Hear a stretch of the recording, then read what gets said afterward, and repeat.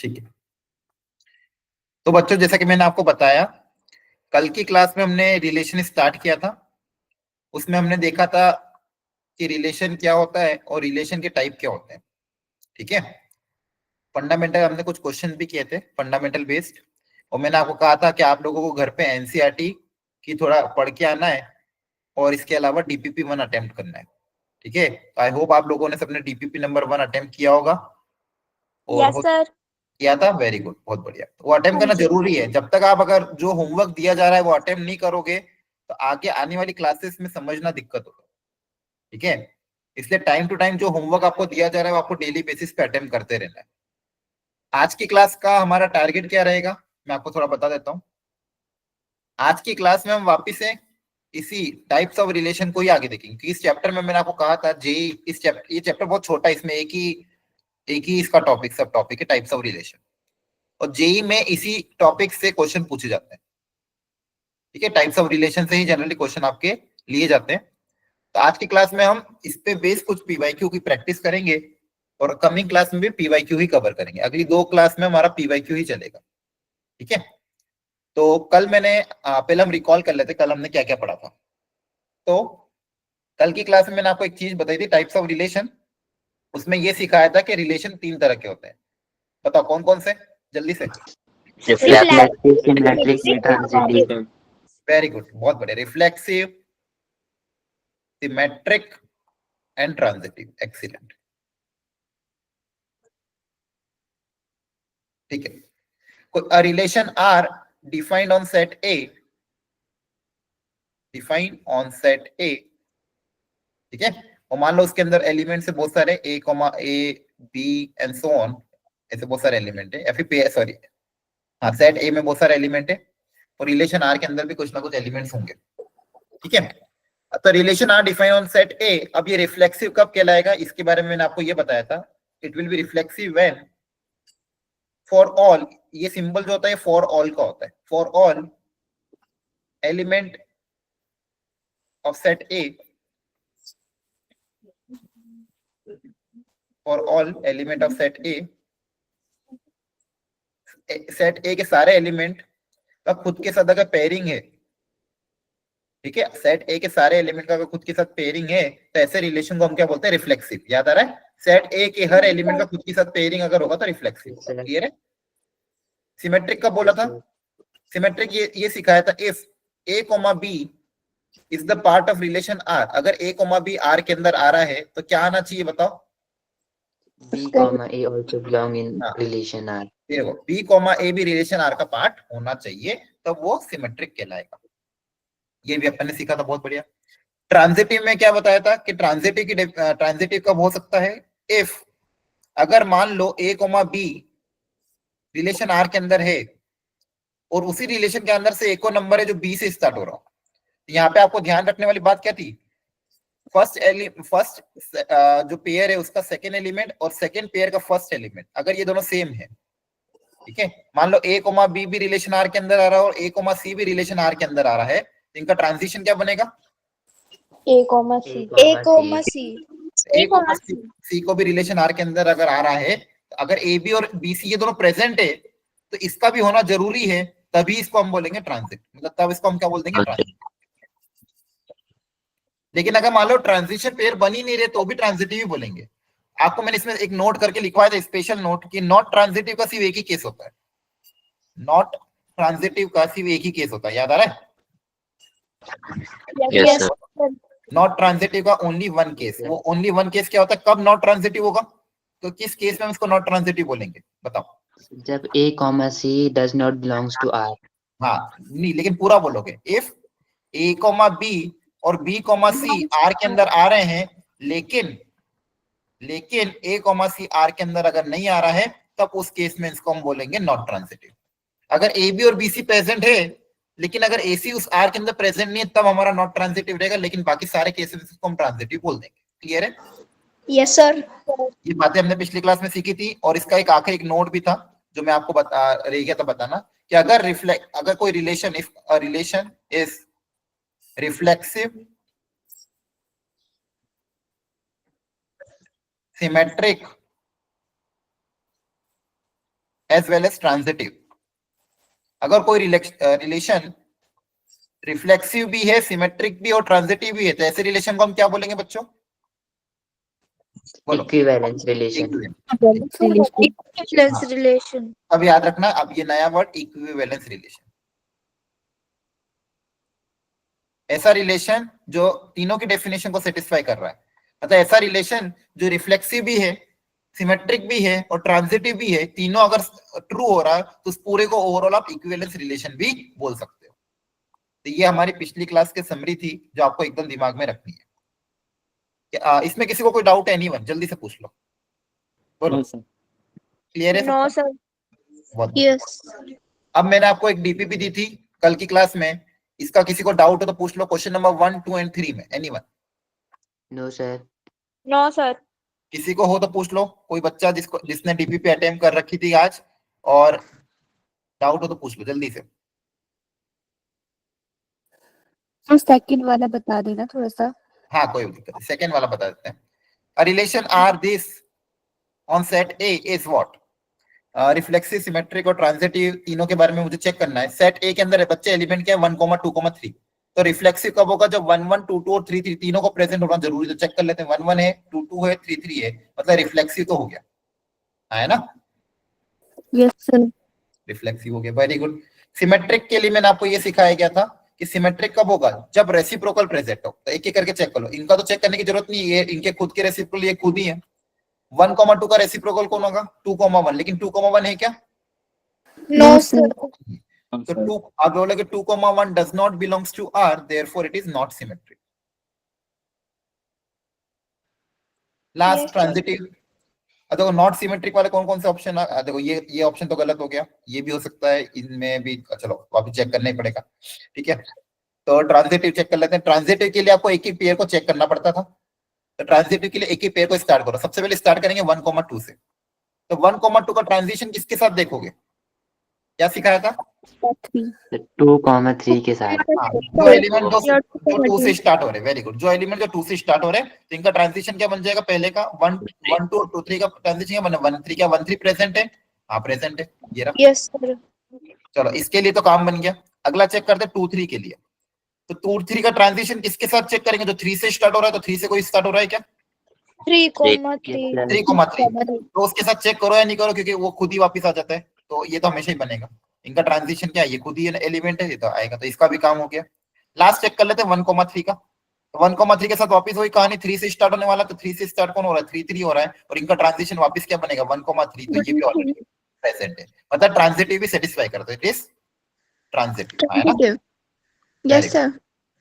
Very good. तो reflexive है, transitive है, बट नॉट सिमेट्रिक, तो कौन सा ऑप्शन मैच कर रहा है? Reflexive, option A.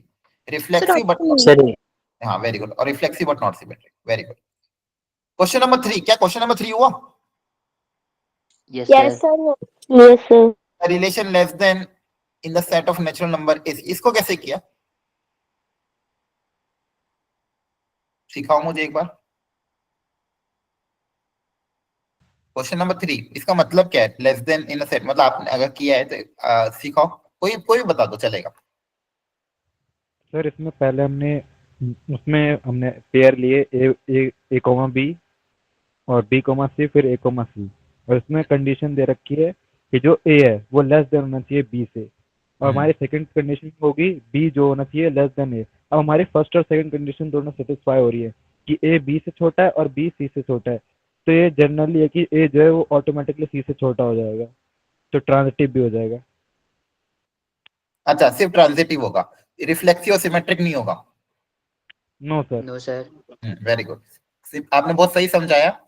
यहाँ पे बोला लेस देन मतलब बेसिकली कोई लेस देन कंपेयर करो, दो नंबर के बीच में कंपेयर कर रहे होंगे, तो मान लो ए लेस देन बी, ऐसा बोला गया।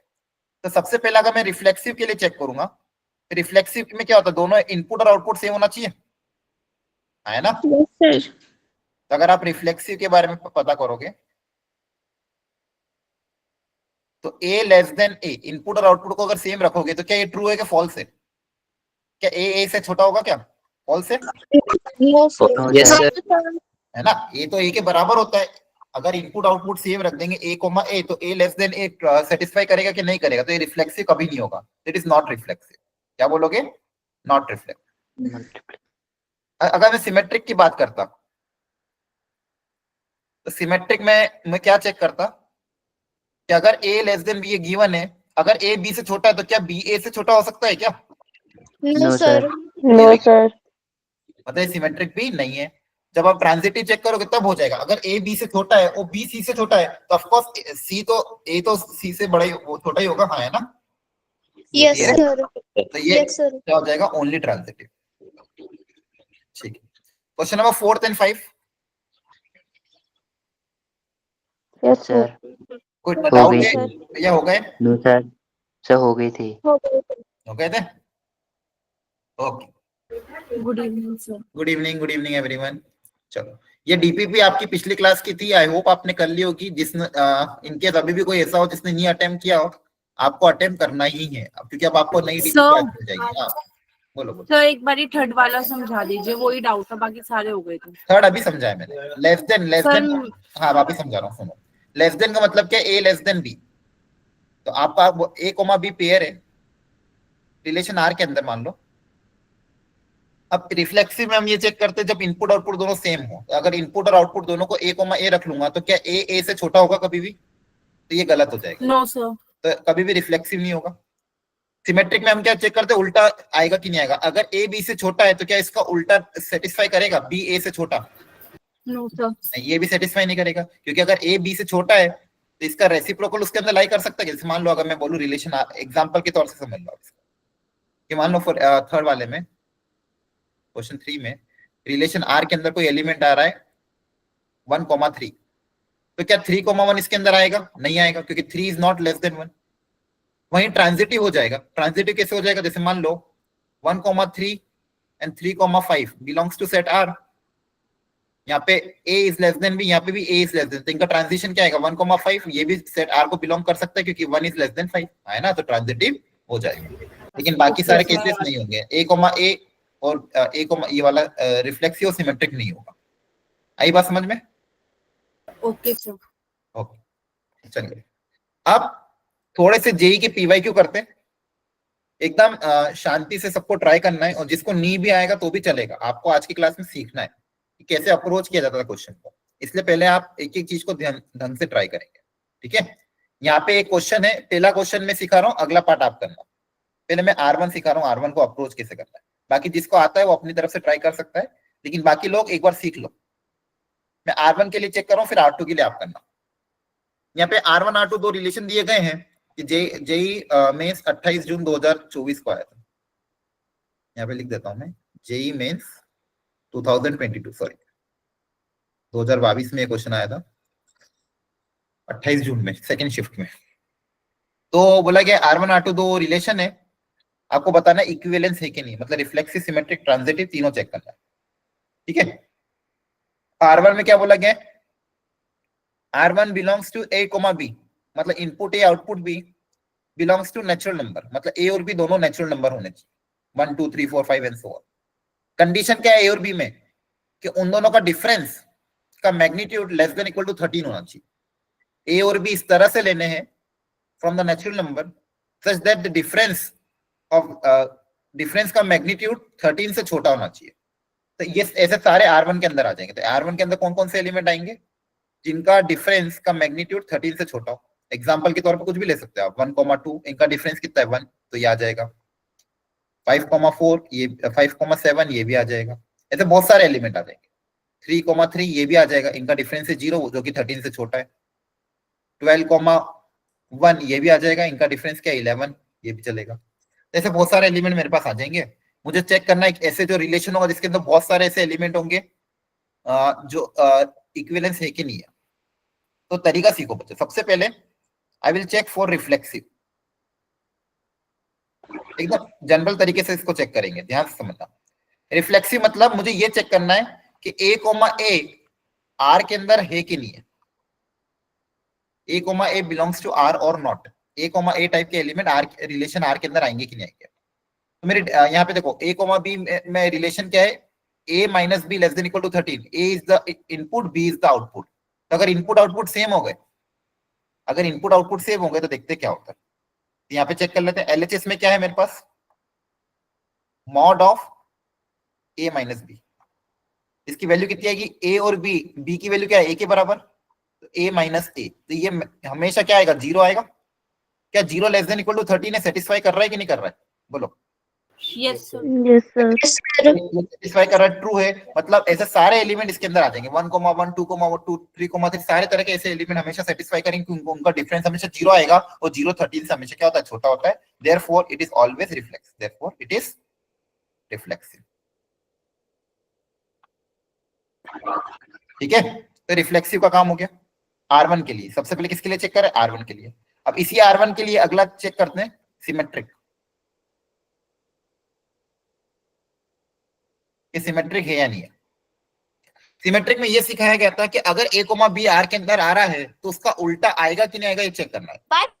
ठीक है, तो आपको क्या चेक करना है, दोनों तरफ। If a, b belongs to R1 then b, a R1 के अंदर आएगा कि नहीं आएगा, ये चेक करना है। ठीक है, तो अगर a, b belongs to R1 तो हमारे पास गिवन डेटा क्या है कि अगर a, b R1 के अंदर आ रहा है मतलब उसका magnitude a minus b is less than equal to 13। ये मेरे पास गिवन डेटा है, मुझे चेक क्या करना है, b, a के लिए, तो चेक फॉर b, a। तो b, a का जब मैं LHS वापस निकालूंगा, LHS क्या आ जाएगा, अब इस बार इनपुट क्या हो गया b, आउटपुट क्या हो गया a, इनपुट क्या हो गया b और आउटपुट क्या हो गया a, और मेरा डेफिनेशन क्या था, इनपुट माइनस आउटपुट, तो मेरा LHS क्या बन जाएगा, b माइनस a। अच्छा, ये सिंस मॉड है तो अंदर b माइनस a लिखूं या mod of a minus b लिखूं, दोनों की बात सेम ही है ना, क्योंकि मॉड के अंदर पॉजिटिव नेगेटिव का फर्क नहीं पड़ता। -5 की वैल्यू मॉड ऑफ -5 वो मॉड ऑफ 5 दोनों क्या होते हैं, बराबर ही होते हैं। तो b माइनस a को ये भी लिख सकते हो, और ये तो ऑलरेडी मेरे पास गिवन डेटा की लेस देन इक्वल टू 13 है, मतलब ये भी क्या आ रहा है, RHS के बराबर आ रहा है, मतलब ये भी क्या आ रहा है, ट्रू आ रहा है ना। अब mod of b minus a को a माइनस b भी लिख सकते हो, और a माइनस b तो 13 से छोटा है ही सी, तो मतलब ऐसे बेसिकली अगर 1,2 है तो 2,1 भी इसके अंदर आएगा, 5,7 है तो 7,5 भी आएगा, क्योंकि सबके इसमें डिफरेंस का मैग्नीट्यूड जो मॉड है वो तो 13 से छोटा ही आएगा क्योंकि हम मॉड ले रहे हैं। तो मतलब यहाँ पे क्या बोल देंगे, it is symmetric also, it is symmetric also. इन दोनों में किसी को कोई डाउट हो तो जल्दी से पूछो, एनीवन, कोई स्टेप में डाउट हो तो पूछ लो एनीवन। जी, जीरो नेचुरल नंबर नहीं है, नेचुरल नंबर 1 से स्टार्ट होते हैं। ठीक है, हाँ, और किसी को कोई डाउट हो तो जल्दी पूछो, बोलो। क्लियरिटी आ रही है, यस सर। ठीक है। Yes, sir. Yes, sir. अब देखो सिमेट्रिक थोड़ा सा ट्रिकी Yes, रहता है, sir. सिमेट्रिक को चेक करते हैं, ध्यान से देखिए। Sir transitive. हाँ sorry, transitive sir, thank you. Reflexive हो गया, सिमेट्रिक हो गया, ट्रांजिटिव, ट्रांजिटिव को चेक करना बाकी है। देखो ट्रांजिटिव के ना अलग अलग तरीके होते हैं, ध्यान से सुनना बच्चे, ये आज की क्लास आपको सिखाएगी, ताकि अब जेई के क्वेश्चन में धीरे धीरे, अपना पहला क्वेश्चन हम जेई का ले रहे हैं तो इसलिए अभी सीखना है अपन को बहुत सारी चीजें, क्वेश्चन के थ्रू ही हम सीखेंगे। ठीक है, अब ट्रांजिटिव के लिए दो तरीके हैं, या तो आप एक आधा ऐसा एग्जांपल ढूंढ के निकाल लो जो इसको सेटिस्फाई नहीं कर रहा है, क्योंकि अगर एक एग्जांपल भी ऐसा मिल गया तो सेटिस्फाई नहीं कर रहा है तो हम डायरेक्टली क्या बोल देंगे, नॉट ट्रांजिटिव। या तो ऐसा ट्रिक से ढूंढ के निकाल लो कि हाँ ये ऐसा पेयर है जो इसको सेटिस्फाई नहीं करेगा, तो मतलब ये नॉट ट्रांजिटिव का पहला तरीका। दूसरा तरीका क्या है कि आप ABC मान के इसको डिराइव करो, अगर डिराइव हो जाएगा तो अच्छी बात है, अगर डिराइव नहीं होगा फिर आपको एग्जांपल ले लेके ही चेक करना पड़ेगा कि ऐसा कोई एग्जांपल है क्या जिसमें नॉट ट्रांजिटिव। तो वापस मैं रिपीट कर रहा हूँ, दो तरीके हैं इसको करने के। पहला तरीका, आप AB और BC का पेयर मान के इसको प्रॉपर्ली डिराइव करो, जैसे मैंने अभी ये सिमेट्रिक का किया है ना, अगर वो प्रॉपर्ली डिराइव आ जाता है तो आपको कोई दिक्कत नहीं है, जैसे मैंने यहाँ पे किसको कैसे डिराइव किया। सेकंड तरीका क्या है, आप वैल्यू मान के सॉल्व कर लो, कि मान लो कोई वैल्यू आपने अज्यूम कर ली कि ये दोनों पेयर R के अंदर आ रहे हैं और उनका ट्रांजिटिव अगर R के अंदर नहीं आ रहा है, ऐसा एग्जांपल अगर आपने ढूंढ लिया कि दो आ रहे हैं लेकिन तीसरा नहीं आ रहा है, और किसी एक एग्जांपल के लिए भी नॉट सेटिस्फाई करा, तो ओवरऑल क्या हो जाएगा, नॉट ट्रांजिटिव हो जाएगा। तो दो तरीके हैं, अगर मान लो पहला वाला तरीका फेल कर जाएगा तो फिर आपको दूसरा तरीका ही अपनाना पड़ेगा। मैं दोनों तरीके सिखा रहा हूँ, देखो रिलेशन R में मेरे को क्या बोला गया था, मैं रिलेशन R वापस लिख रहा हूँ, it belongs to A, B where A and B A, B belongs to natural number, और इनमें क्या रिलेशन था आपस में कि इनके डिफरेंस का mod should be less than equal to 30। ये मेरा रिलेशन आर है। अब मुझे चेक करना है ट्रांजिटिव है कि नहीं है, तो एक एक करके चेक करना है। सबसे पहले मेथड वन में ये सिखाया गया कि अपन क्या अज्यूम करते हैं कि let a, b and b, c belongs to R1। ये हम अज्यूम कर लेते हैं कि अगर मान लो a, b और b, c R1 को बिलोंग कर रहे हैं, तो मुझे चेक करना है a, c R1 में है कि नहीं है। टू चेक इनका जो ट्रांजिटिव है a, c वो R1 के अंदर है कि नहीं है। ठीक है, ये मुझे चेक करना है। ओके, तो मैं गिवन डेटा प्रॉपर्ली उतारता हूं। क्या है गिवन डेटा? कि अगर a, b रिलेशन R1 को बिलोंग कर रहा है, इसका मतलब यहां से मेरे पास क्या रिलेशन आएगा? Magnitude of a minus b less than equal to 30। इन दोनों का डिफरेंस 13 से कम हो। सेकंड डेटा क्या है मेरे पास? सेकंड डेटा उतार लेते हैं। b माइनस c का mod great less than 30। Very good. b minus c का mod less than equal to 13। तो ये इक्वेशन नंबर 1 और ये इक्वेशन नंबर 2। और मुझे ये चेक करना है टू चेक कि क्या a माइनस c का मॉड 13 से कम है या नहीं है।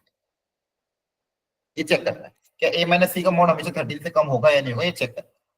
अब देखो 1 और 2 से अगर ये क्रिएट हो जाए तो काम बन जाए, लेकिन प्रॉब्लम देख लेते हैं एक बार होगा कि नहीं होगा। अगर ये यहाँ पे मॉड है, ठीक है, क्या है? मॉड। अगर इन दोनों को आप ऐड भी करोगे या फिर मान लो मॉड को दो केसेस बना के सब अपन सॉल्व करेंगे, ऐसे अलग अलग केसेस बनाने पड़ेंगे। मुझे अगर बी को एलिमिनेट करना है और फिर a माइनस सी में मॉड लाना है, तो थोड़ा डिफिकल्ट है लाना। ठीक है, आप समझ पा रहे हो? आपके पास एक इक्वेशन नंबर 1 और इक्वेशन नंबर 2 है। इक्वेशन नंबर 1 और 2 से 3 क्रिएट करना है। 3 का ये LHS पार्ट क्रिएट करना है। आप mod basically mod a minus mod b को या mod a plus mod b को आप ये नहीं लिख सकते डायरेक्टली। आपको क्या करना पड़ेगा? अलग अलग केसेस बनाने पड़ेंगे कि मॉड कैसे ओपन हो। ठीक है, तो यहां से इसको क्रिएट करना थोड़ा डिफिकल्ट है। इसका मतलब मेरे को सेकंड कोई और मेथड अपनाना पड़ेगा, दैट इज वैल्यू रख रख के चेक करना पड़ेगा। या तो एक ऐसा एग्जांपल में ढूंढ लूं जिसमें ये सेटिस्फाई ना कर रहा हो तो मेरा काम बन जाए। ठीक है, तो अब इसमें तो लॉजिक लगेगा। इसमें तो कोई मतलब ऐसा नहीं कोई स्टैंडर्ड मेथड मैं आपको सिखा दूंगा। आपको थोड़ा लॉजिकली सोचना होगा। क्या कोई ऐसा एग्जांपल है जो इसको सेटिस्फाई ना करे? तो थोड़े से दूर दूर वाले ऐसे नंबर लेंगे जिससे ऐसा सेटिस्फाई ना हो। ऐसा अगर एक आधा एग्जांपल ऐसा मिल गया तो अपना काम बन जाएगा। फॉर एग्जांपल जैसे मान लो कोई भी ले लेते हैं, एक पेयर यहाँ पे लेना जिसका आंसर 13 से कम हो, एक पेयर यहाँ पे लेना जिसका आंसर 13 से कम हो, और इनका ट्रांजिटिव ऐसा लेना जिसका आंसर 13 से कम नहीं हो। अगर एक आधा पेयर भी ऐसा मिल गया तो अपना काम बन जाएगा। इसमें कंडीशन क्या होनी चाहिए कि यहाँ का सेकेंड एलिमेंट और यहाँ का फर्स्ट एलिमेंट सेम होना चाहिए। यहाँ का सेकेंड एलिमेंट यहाँ का फर्स्ट एलिमेंट क्या होना चाहिए? सेम, है ना। अब आपको ए बी सी इस तरह से लेना ताकि यहाँ पे काम बने। मतलब बेसिकली ये जो ए यहाँ पे जो लोगे ये वाला एलिमेंट, और जो सी यहाँ पे जो एलिमेंट लोगे, यहाँ पे जो एलिमेंट लोगे, इन दोनों का डिफरेंस 13 से कम नहीं आना चाहिए, 13 से ज्यादा आना चाहिए। लॉजिक समझ में आ रहा है आपको? यहाँ पे Yes. और यहाँ पे ऐसा एलिमेंट लो ताकि डिफरेंस 13 से ज्यादा आ जाए और इन दोनों को यहाँ पे इन दोनों को सेटिस्फाई करे। समझ रहे? मैं ऐसा एग्जांपल ढूंढ रहा हूँ जो ट्रांजिटिव ना हो ताकि ओवरऑल नॉट ट्रांजिटिव हो। अब मुझे ऐसा दो एलिमेंट बताओ जिसका डिफरेंस 13 से ज्यादा हो, क्योंकि मुझे क्या चाहिए? मुझे लेस देन इक्वल टू 13 नहीं चाहिए, मुझे क्या चाहिए? Greater than equal to 13। तो बताओ कोई भी एग्जांपल जिसका डिफरेंस 13 से ज्यादा हो। जैसे पास पास के लेना, ज्यादा दूर का भी मत लेना। 2 ले लेते हैं 16। अब देखो 2 और 16 का डिफरेंस क्या 13 से ज्यादा है ना? बोलो। Yes sir. Yes sir. अब यहाँ पे ऐसा एलिमेंट लेना जो दोनों को सेटिस्फाई करे, तो बताओ कौन सा लें? यहाँ और यहाँ का सेटिस्फाई करना चाहिए। कुछ भी ले लो, 5 ले लो, 6 ले लो, कुछ भी ले लो, 10 भी ले सकते हो। मान लो 10 ले लिया, तो इन दोनों का डिफरेंस 13 से कम है। हाँ, यहाँ पे भी 10 ले लो, क्या इन दोनों का डिफरेंस 13 से कम है? हाँ है। मतलब basically 2, 10 belongs to R1, 10, 16 also belongs to R1, but 2, 16 इनका जो ट्रांजिशन है does not belongs to R1, क्योंकि इनका डिफरेंस 13 से ज्यादा 13 से कम नहीं आ रहा है। मतलब क्या ये ट्रांजिटिव होगा? बोलो। No sir. ये ज्यादा आसान दिख गया। एक आधा एग्जांपल लॉजिकली ऐसे ढूंढ लो जिसमें नॉट ट्रांजिटिव, क्योंकि एक भी अगर नॉट ट्रांजिटिव है तो ओवरऑल नॉट ट्रांजिटिव होगा। तो मैंने लॉजिक क्या दिखाया कि देखो इनका ट्रांजिशन पेयर कैसे बनता है, ये तो सेम होता है और इन दोनों का ट्रांजिशन यहाँ आता है। तो ऐसा कुछ देख लो जिसका 13 से ज्यादा हो और यहाँ पे सेटिस्फाई कर रहा हो। यहाँ पे मैंने ऐसे बहुत सारे एग्जांपल आप भी ढूंढ सकते हो। तो यहाँ पे मैंने क्या देखा कि R1 जो रिलेशन है रिफ्लेक्सिव है, सिमेट्रिक है, बट ट्रांजिटिव नहीं है। तो क्या ये इक्विवेलेंस होगा? No sir. No sir. तो R1 इज नॉट इक्विवेलेंस। तो इस तरह से हमने R1 के लिए चेक किया। क्या बात समझ में आई? सर यस हाँ बोलो। सर हम इसको ट्रांसेटिव भी तो प्रूफ कर सकते थे। ट्रांजिटिव होगा, बहुत सारे केस में होगा, लेकिन हमने क्या बोला, अगर एक केस भी नॉट ट्रांजिटिव, ओवरऑल उसको नॉट ट्रांजिटिव ही बोलोगे। ऐसा नहीं करना है। अगर आप बोल रहे हो ट्रांजिटिव है तो सब केसेस के लिए ट्रांजिटिव होना चाहिए, लेकिन अगर एक आधा केस भी ऐसा मिल गया जहां पे ट्रांजिटिव नहीं है तो ओवरऑल उसको हमेशा क्या बोलोगे, नॉट ट्रांजिटिव। ठीक है, ओके क्या बात समझ में आ रही है? Yes sir. ओके, अब आप बताओ R2 का सब लोग करके दिखाओ।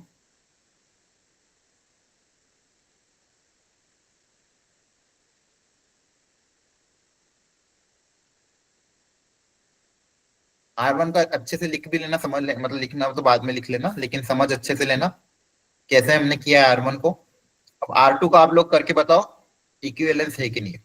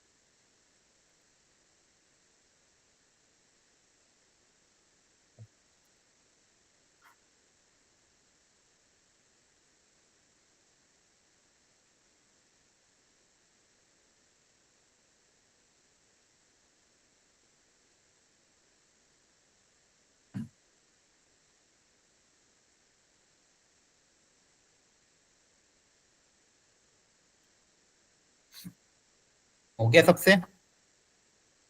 Yes sir. Yes sir. Yes okay, एक मिनट।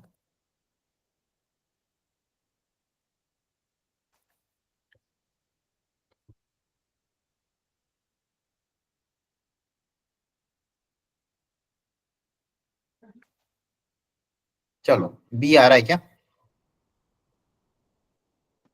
यस यस सर, भी आ रहा है। सर चलो ठीक है, आई थिंक सबने अटेम्प्ट कर लिया होगा। Yes sir. कर लिया है? Yes sir. Yes sir. अब ध्यान से देखना बच्चों, है ना, मैं सिखा रहा हूँ इसको।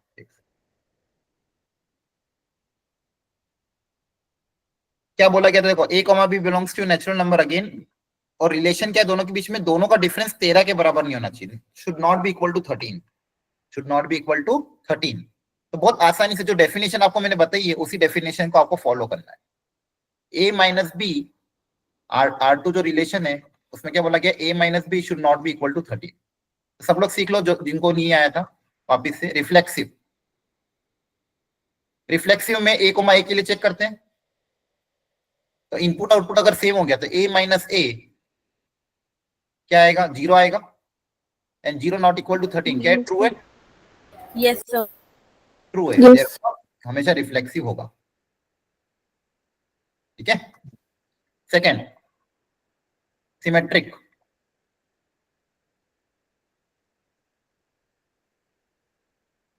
सिमेट्रिक में बोलते हैं अगर a माइनस ए बी है और तो बी ए होगा कि नहीं होगा चेक करते हैं। If A B belongs to are,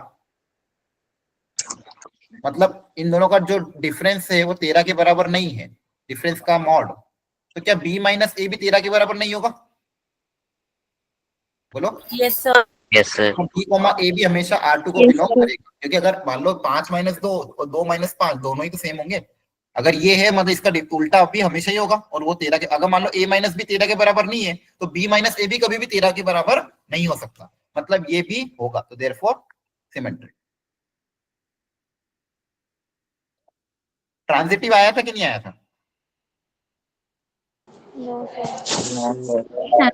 transitive होगा या नहीं होगा? सर नहीं होगा। नो सर सर, नहीं होगा ट्रांसलेट। तो आपने एग्जाम्पल लेके सोचा कि कैसे किया? Sir example Very good. Example. एक आधा एग्जाम्पल भी ऐसा मिल गया तो अपना काम हो जाएगा। दो एग्जाम्पल पहले ऐसे ढूंढ लो जो R2 को बिलोंग कर रहे हैं, और तीसरा एग्जाम्पल ऐसा ढूंढ लो जो R2 को बिलोंग ना कर रहा हो। ठीक है, तो वापस वही लॉजिक दिमाग में लगाते हैं।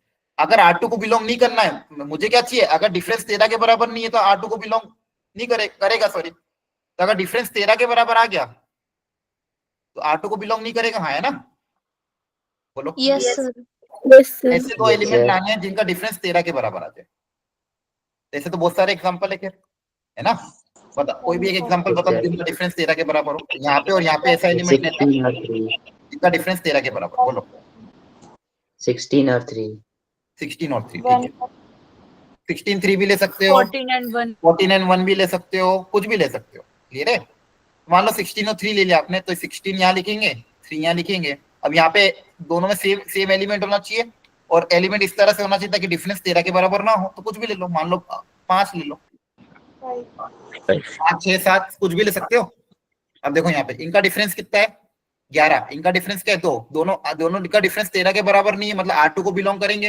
लेकिन इनका जो ट्रांजिटिव पेयर है उसका डिफरेंस 13 आ रहा है, तो R2 को बिलोंग नहीं कर रहा है, तो क्या बोलोगे? Not transitive. Not translate. Not Not transitive. transitive. तो क्या ये इक्विवेलेंस होगा? No no sir. No, sir. sir.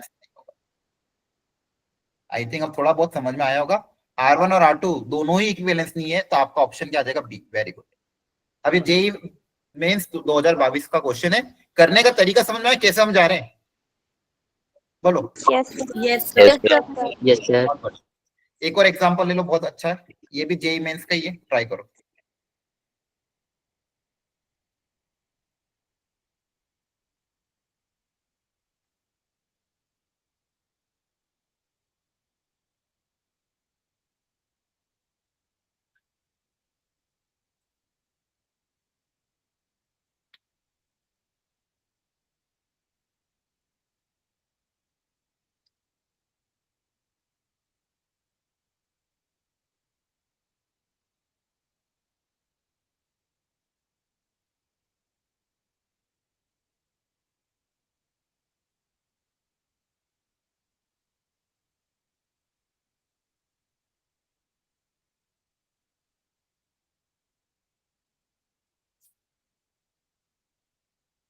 करो ट्राई। अच्छा, मैं एक इन्फॉर्मेशन और दे रहा हूँ। आपके ग्रुप में गूगल फॉर्म शेयर किया गया था जिसमें 10th की मार्कशीट अपलोड करनी थी। ऐसे कुछ बच्चे हैं जिनका अभी तक शायद अपलोड नहीं हुआ है, तो वो बच्चे आज कर देना क्लास के बाद, ठीक है? या फिर कल मॉर्निंग तक कर देना। जो गूगल फॉर्म आपके ग्रुप में शेयर हुआ था जिसमें 10th की मार्कशीट आपसे मांगी गई थी, तो प्लीज उसका फोटो अपलोड कर देना, ठीक है?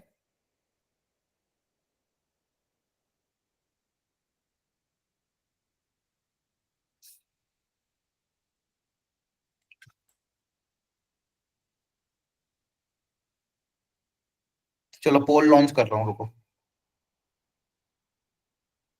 पोल में आंसर करो। सबका अलग अलग आ रहा है, ABCD 3 तरह के आंसर आ रहे हैं। पोल में प्रॉपरली कॉन्फिडेंटली आंसर करो, और बाकी लोग भी करा करो। है बहुत थोड़े ही बच्चे करते हैं, बाकी लोग जिनको अगर आता है तो उनको साइड में आपको पोल रहता है, उसमें ABCD टिक करना रहता है, ठीक है? ये डेटा इंपॉर्टेंट रहता है हम लोगों के लिए जानने के लिए कि आपको कितना समझ में आ रहा है। इसलिए पोल कभी भी कोई भी टीचर करवाए, सारे बच्चे आंसर किया करो, क्योंकि आपका फिर यहाँ पे बाद में नेम भी आता है किस बच्चे ने क्या आंसर दिया, ठीक है? और किस बच्चे ने आंसर दिया ही नहीं, कौन सा बच्चा कितनी देर कब क्लास को ज्वाइन किया, कितनी देर में लीव किया, कितनी बजे एग्जिट किया, सारा डेटा हमारे पास रहता है।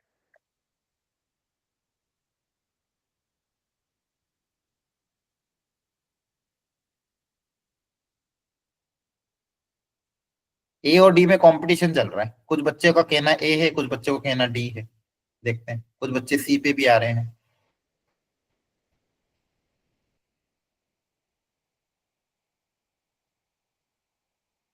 चलिए,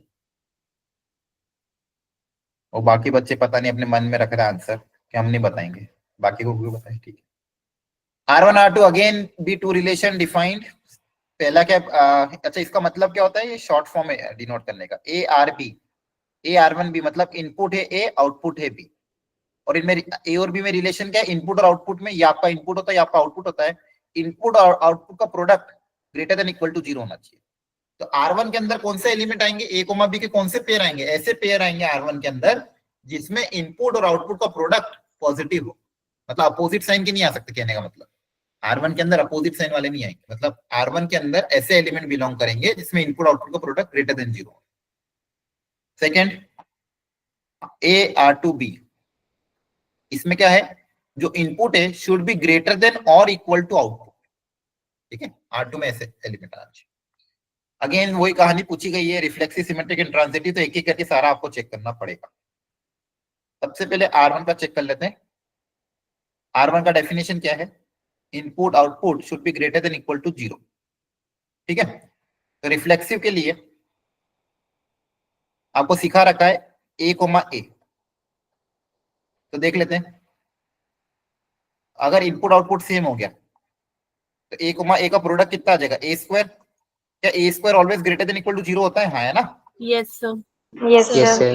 ये तो क्या हो जाएगा, और इट इज रिफ्लेक्सिव। रिफ्लेक्सिव। हमेशा कोई भी पेयर लो, हमेशा सबके लिए रिफ्लेक्सिव है, सबके लिए क्या है, रिफ्लेक्सिव है। बहुत बढ़िया। अब चेक कर लेते हैं सिमेट्रिक।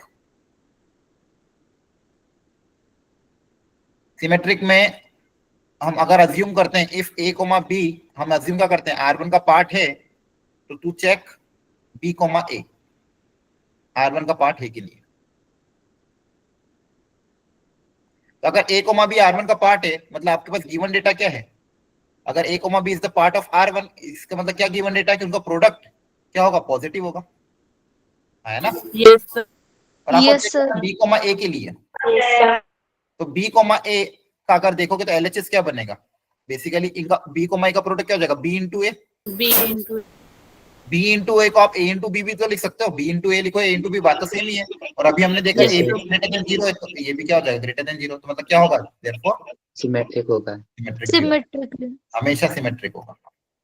देखो इस तरह से अगर जाओगे ना, बोर्ड्स में भी ऐसे ही लिखना, बोर्ड्स में भी क्वेश्चन आते हैं, तो बोर्ड्स में से प्रॉपर्ली लिखना। लास्ट चेक कर लेते हैं, रिफ्लेक्सिव हो गया, सिमेट्रिक हो गया, अब बारी है transitive.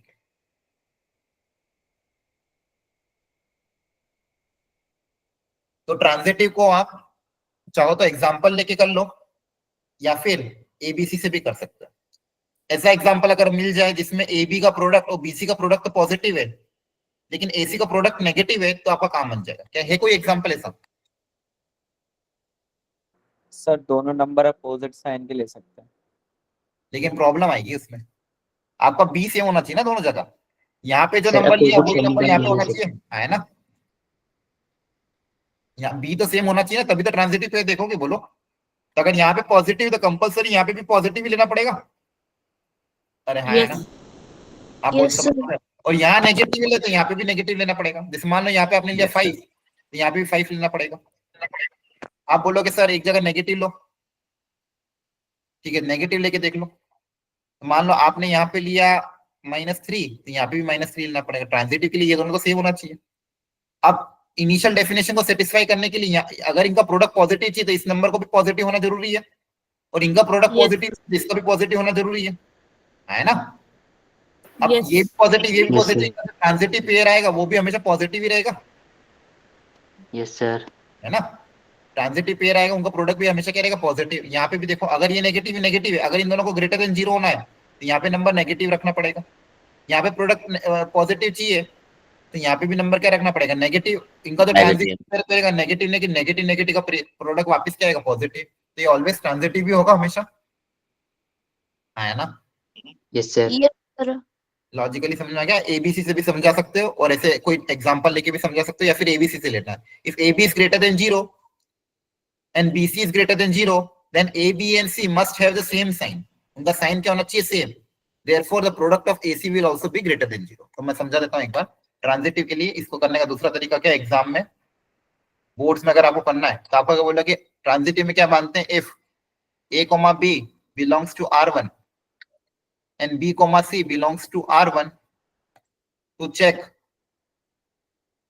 for A comma C. A comma C के लिए चेक करना है आपको, तो यहां से गिवन डेटा क्या आएगा कि ए बी का प्रोडक्ट पॉजिटिव है। सेकंड से क्या आएगा, बीसी का प्रोडक्ट। अच्छा, एक ट्रिक है इस क्वेश्चन में, बहुत बढ़िया ट्रिक है। बीसी का सर। प्रोडक्ट, हाँ हाँ, यहाँ पे ग्रेटर देन इक्वल टू 0 बेटा।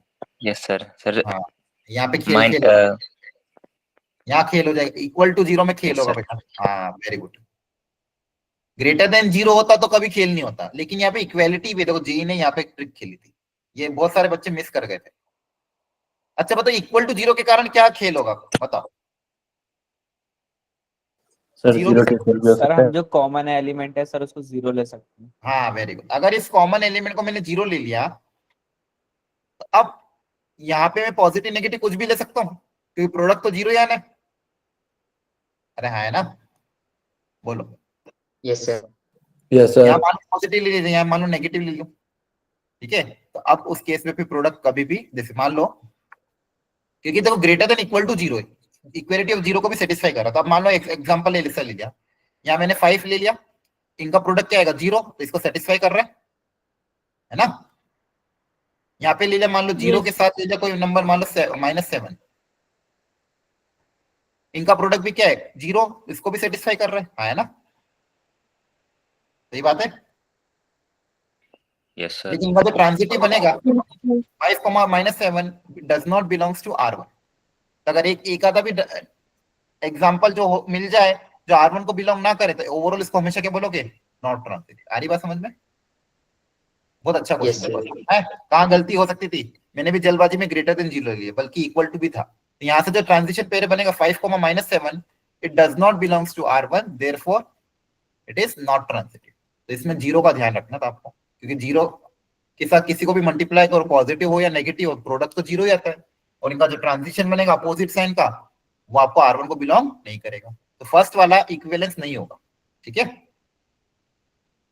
बोलो, समझ में आया? Yes sir. कितने लोगों ने ये देख लिया था?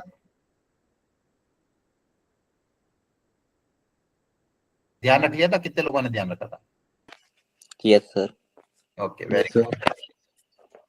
अब सेकंड पार्ट देखो इसका, R2 में क्या बोला गया, देखो आपको, देखो जेई थोड़ा सा क्वेश्चन लेंदी बनाएगा मैथ्स में, फिजिक्स केमिस्ट्री के क्वेश्चन थोड़े जल्दी हो जाते हैं, इसलिए फिजिक्स केमिस्ट्री 40-50 मिनट में निपटा देनी है।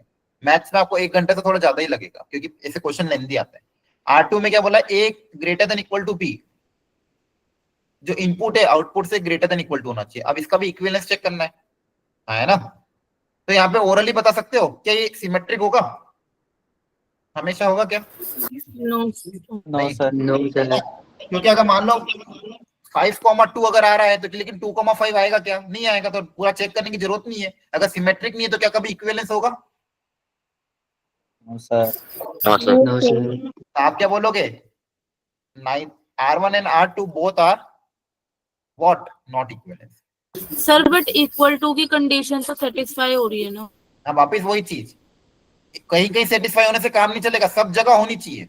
अगर एक जगह भी सेटिस्फाई नहीं करेगी, मान लो कोई रिलेशन है जो किसी सेट में 99 जगह सेटिस्फाई कर रहा है, लेकिन एक जगह सेटिस्फाई नहीं कर रहा है, तो उसको क्या बोलोगे, नॉट ही बोलोगे।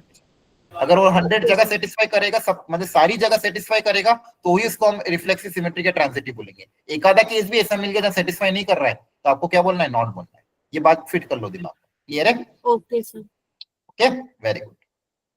क्या सबके दिमाग में आ रही है? तो जेई मेंस के क्वेश्चन है, लेकिन डुएबल है, सेकेंड लेक्चर ही है आज, है ना। अभी तो आपको और क्वेश्चन करने हैं इसके, 50 क्वेश्चन सॉल्व करने हैं इस चैप्टर में। चलो अगला क्वेश्चन आता है। अगला क्वेश्चन थोड़ी अगली वेराइटी, थोड़ा डिफरेंट वेराइटी है। एक मिनट रुको, पहले मैं आपको एक सेम वेराइटी का एक और क्वेश्चन और देता हूँ। हाँ, इसको ट्राई करो, फिर उसको कहेंगे। ये 2023 में आया था, 29 जनवरी 2023। करो try.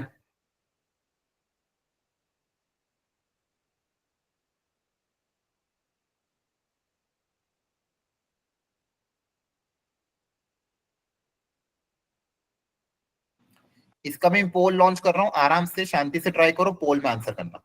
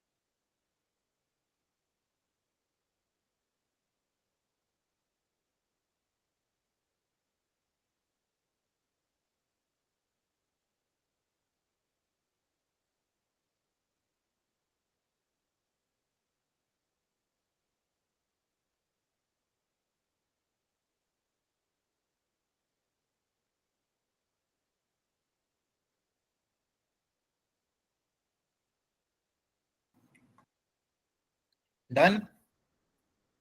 Yes, sir. Yes answer करो पोल में फिर। थोड़े बच्चों ने आंसर किया अभी तक, जल्दी करो बाकी लोग भी।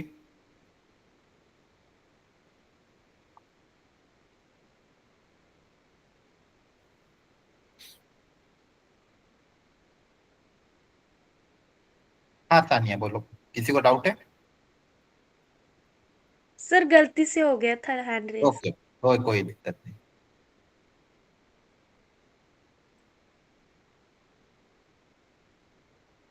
अभी तक सिर्फ 15 वोट्स आए मेरे पास, 17, 20 बच्चों ने किया। ठीक है।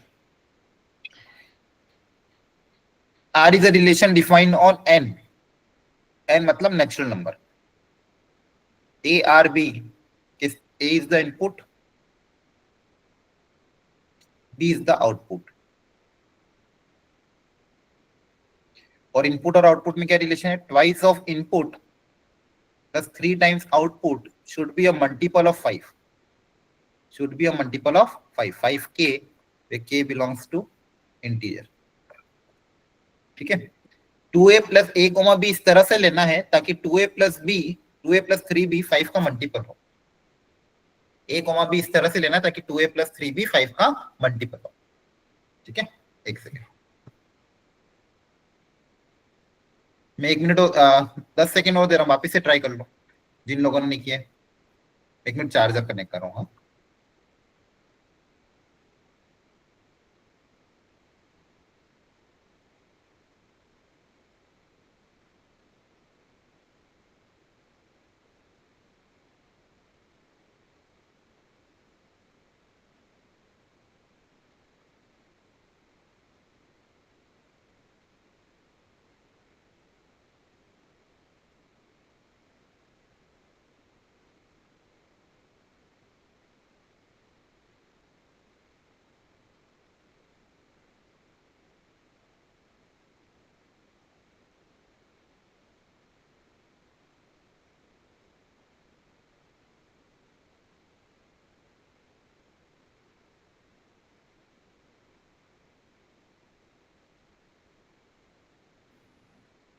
चलो,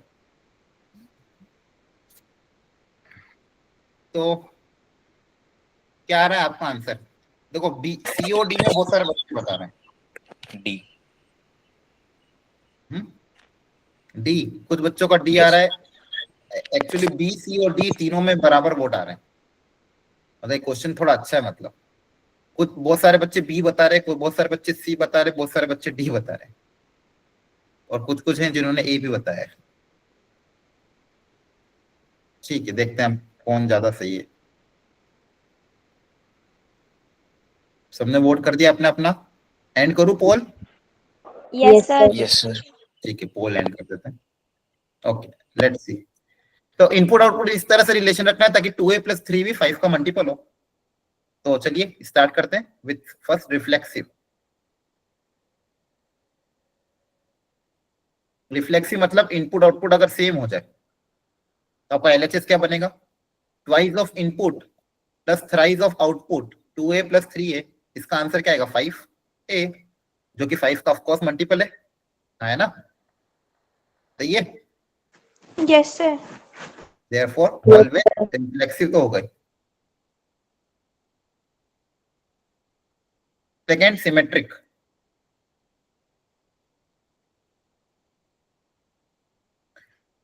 सिमेट्रिक में बोलते हैं भैया अगर उल्टा है तो वो होगा कि नहीं होगा ये चेक करना है। अगर 2a प्लस 3b 5 का मल्टीपल है तो क्या 2b प्लस 3a भी 5 का मल्टीपल होगा? ऐसा कंपलसरी है क्या? तो कोई एग्जांपल लेके देख लो, अगर एक आधा जगह भी सेटिस्फाई नहीं करेगा तो काम बन जाएगा। कोई एग्जांपल ऐसा याद है क्या आपको दिमाग में जिसमें सेटिस्फाई कर रहा हो और उल्टा सेटिस्फाई नहीं कर रहा हो?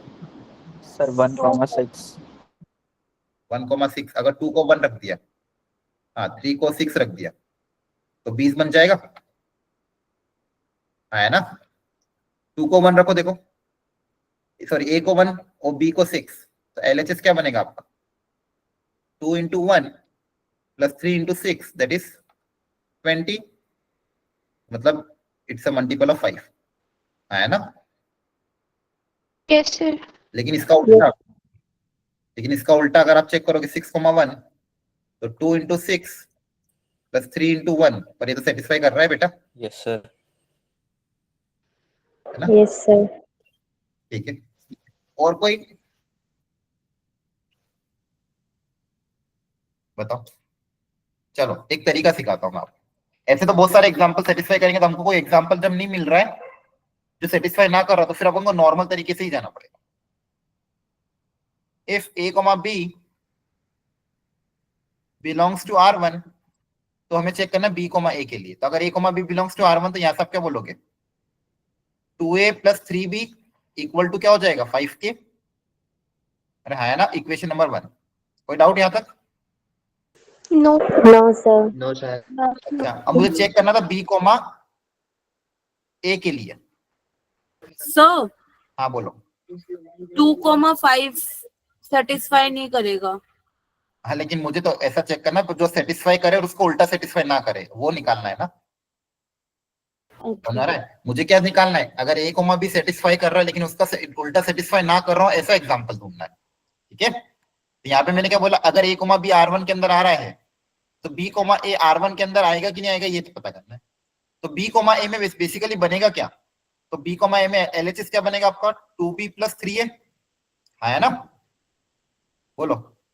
इसकी कोई ना कोई वैल्यू आ रही होगी, इसकी कोई ना कोई वैल्यू आ रही, इसको मान लेते अपन लैम्डा। क्या मान लिया? मान लो लैम्डा। अब मुझे ये चेक करना है, ये जो लैम्डा है ये 5 का मल्टीपल है कि नहीं है, यही तो चेक करना है ना? To check if lambda is a multiple of 5 और नॉट।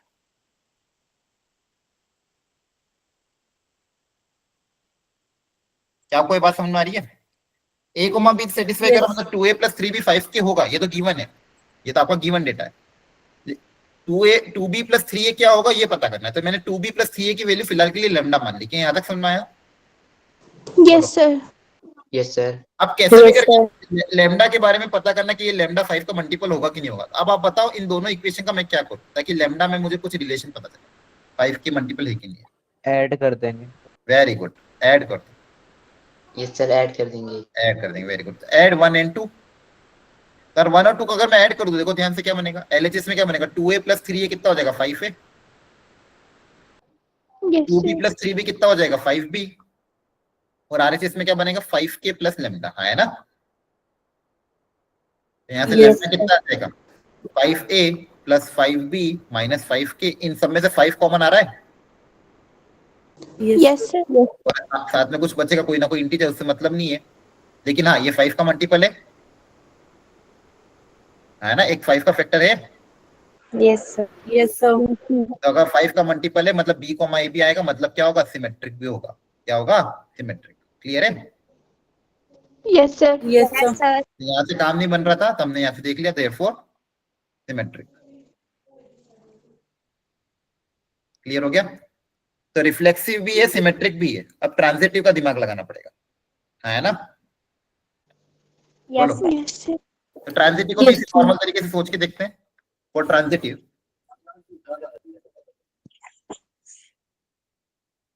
में क्या है? Given if a, b belongs to R and b, c also belongs to R। R था क्या? R1 था आपका? हाँ, R। तो आपको चेक करना है a, c R के अंदर है कि नहीं है। ठीक है, तो जो गिवन डेटा है वहां से पहले उतार लेते। क्या गिवन डेटा आएगा? a, b अगर R के अंदर है तो गिवन डेटा बताओ क्या आएगा? 2a प्लस 3b क्या होगा? बोलो। 5 5k। का मल्टीपल, तो मान लो 5k1। और b, c भी है तो b, c से बताओ क्या बनेगा? क्या रिलेशन बनेगा b, c से? 2b plus 3c। 2b plus 2b plus 3। 2b plus है ना?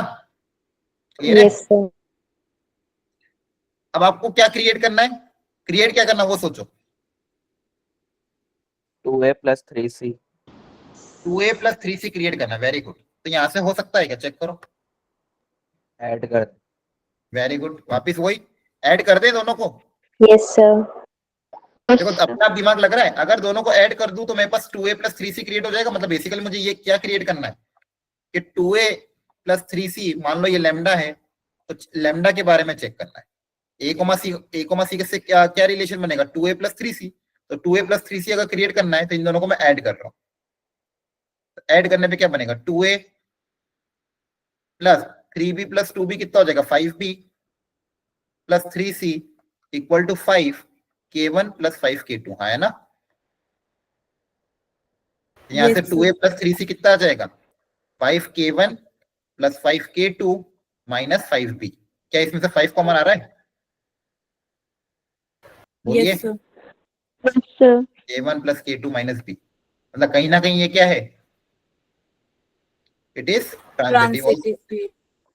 Transitive. रिफ्लेक्सिव हो गया, सिमेट्रिक भी हो गया एंड ट्रांजिटिव भी हो गया, मतलब इक्विवेलेंस होगा। Yes, Yes, sir. sir.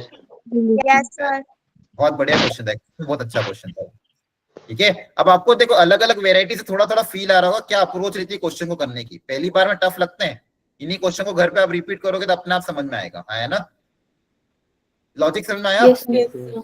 Yes, अब sir. आपको मैं एक बात बताता हूँ, आप खुद सोचो, अभी अपनी सिर्फ 2 लेक्चर हुए इस चैप्टर में। आई डोंट नो स्कूल में भी आपके कम से कम 2-3 लेक्चर तो पढ़ाई क्या होगा, है ना। एक Yes, लेक्चर sir. Chapter मतलब जिसके खत्म। भी स्कूल में हुआ है उसकी बात करो, जिसके स्कूल में भी ये चैप्टर हुआ है उसमें कुछ लेक्चर इसके लिए गए होंगे। इस चैप्टर की बात कर रहा हूँ, क्वेश्चन भले अलग लिए गए होंगे, पर आपको बस मैं इतना पूछना चाहता हूँ, अगर आप ये जेई की क्लासेस कर रहे हो, जेई के क्वेश्चन क्लास में अटेम्प्ट कर रहे हो, तो आपको बोर्ड्स के क्वेश्चन बन जाएंगे कि नहीं बन जाएंगे? Yes, Yes, sir. sir. Yes, Yes, sir. sir. बन जाएगी। बन जाएंगे। ऐसा ही बाकी चैप्टर में भी होगा, तो भरोसा रखना कि अगर आप यहाँ पे क्लासेस अटेंड कर रहे हो तो हम ऐसी सारी वेराइटी कवर करेंगे जो बोर्ड्स में तो अपने आप आ जाएगी, और आप बोर्ड्स में बहुत अच्छे नंबर लाओगे, मैथ्स पे सब 90 ऊपर ला जाओगे अगर डेली क्लासेस अटेंड करो बोर्ड्स में। क्लियर है? तो इसका ये कहना था मेरा, अगर आप जेई के लिए सीरियस हो तो ट्यूशंस मत जाना, क्योंकि अगर आप मान लो ट्यूशंस भी जाओगे, जो बोर्ड्स की ट्यूशन होती है, यहाँ पे भी क्लासेस अटेंड करोगे, ट्यूशन में भी टाइम जाओगे, फिर आप कोई एक चीज कर सकते हो, या तो बोर्ड्स अच्छा कर लो या तो जेई अच्छा करना है तो भी जेई में यहाँ पे आना पड़ेगा, और जेई अगर अच्छे से कर लोगे तो बोर्ड अपना आप कवर हो जाएगा। इसलिए आपको कोई ना कोई, सब जगह नहीं जा सकते आप पता चलो ट्यूशन भी जा रहे हो, यहाँ पे भी क्लास अटेंड करो, फिर होमवर्क कब करोगे, क्योंकि आपको स्कूल जाना तो कंपलसरी है। तो अगर आपको बोर्ड्स की तैयारी करनी है तब स्कूल में करो, दिन रात एक लगा के। स्कूल जाते ही इसलिए ताकि हम बोर्ड्स की तैयारी करें, तो अपनी स्कूल के टीचर का यूज करो। अगर आपको कोई चीज समझ में नहीं आती बोर्ड्स रिलेटेड, वहां पे जाके उनसे डाउट पूछो। ऐसा नहीं होना चाहिए कि स्कूल में भी पढ़ रहे हैं फिर ट्यूशन भी जाके सेम चीज पढ़ रहे हैं और यहाँ पे भी आ रहे हो, तो फिर तो मतलब ही नहीं है। समझ आ रहा है? अगर आप स्कूल जा रहे हो तो आपको स्कूल का ही यूटिलाइज करना है, आपको स्कूल के previous year board question school में बैठ के करो, उस चैप्टर से रिलेटेड एनसीईआरटी के क्वेश्चन निपटाओ। एनसीईआरटी एग्जाम्पलर मैंने स्टार्टिंग में कहा था, अगर बोर्ड और जेई मेंस के बीच में अगर एक और आपको कोई अच्छी तैयारी करनी है तो एनसीईआरटी के एग्जाम्पलर खरीद लो, उसमें आपका सारा कवर हो जाता है, मेंस लेवल भी, बोर्ड्स के भी अच्छे क्वेश्चन कवर हो जाता है। अनसॉल्व खरीदना, खरीदो, बहुत सस्ती आती है, 60-70 रुपए की आती है। ठीक है, unsolved NCERT exemplar online Google से अगर मिलती है तो मंगा लेना, फ्लिपकार्ट वगैरह कहीं से भी, या फिर किसी शॉप पे जाके अनसॉल्व लेना। सॉल्व बहुत सारी मिल जाएगी अरिहंत वगैरह की, सॉल्व नहीं लेना है। सॉल्व में क्या रहता है, क्वेश्चन के नीचे सॉल्यूशन दिया रहता है, फिर आपका दिमाग लगेगा ही नहीं, और सॉल्यूशन भी बहुत सारे गलत रहता है। अनसॉल्व खरीदना, खुद से ट्राई करना, डाउट आता है आप पूछ लेना अपने टीचर से। स्कूल में पूछो, वहां पे स्कूल में नहीं पता तो यहाँ पे पूछ लेना। लेकिन बस इतना ही कहना है, ये डिसीजन बहुत सोच समझ के लेना कि ट्यूशन जाना कि नहीं जाना। लोकल ट्यूशन ज्वाइन मत करना, अदरवाइज टाइम वेस्ट हो जाएगा। ठीक है, फिर आप यहाँ के होमवर्क ही नहीं कर पाओ। और मैं आपको बता रहा हूँ, अगर आपने मैथ्स की मेरी सारी क्लासेस अटेंड करी टाइम टू टाइम, आपके बोर्ड से नंबर अपने आप आएंगे, क्योंकि मैं आगे जाके एनसीईआरटी के भी क्वेश्चन इंक्लूड करूंगा आपके नोट्स में, डोंट वरी। क्लियर है? ओके, आज का लेक्चर सबको समझ में आ गया जो हमने क्वेश्चन लिए everyone? Yes, sir. Yes, sir. Yes, sir. अभी हम और कंटिन्यू करेंगे, अगले 2 लेक्चर में वापस हम पूरे पीवाईक्यू ही करेंगे, फ्राइडे और सैटरडे तक। 2 लेक्चर में कम से कम और पीवाईक्यू करेंगे, आपको मैं और क्वेश्चन होमवर्क में भी दूंगा। तो इस वीक के एंड तक इस चैप्टर आपका बहुत स्ट्रांग हो जाएगा। ठीक है, चलो, okay okay, good night, take care, bye bye. Thank you, sir. Bye. Bye, sir. Good night, sir. Bye, Thank you, sir. sir. Thanks.